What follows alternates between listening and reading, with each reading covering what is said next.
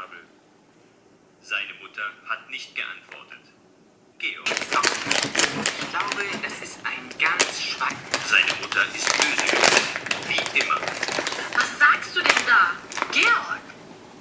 Aber Georg wusste, dass auch seine Mutter so dachte. Er braucht eine Dreiviertelstunde, um zur Schule zu kommen.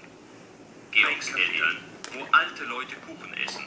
Und eine Kneipe, wo alte Leute abends ihr Bier trinken. Georg sagt immer, Frau Pampe ist die Nachbarin von unten. Sie sagt gerade, Sie ist heute Morgen und... gefühlt hat. Was hat er dann am Abend?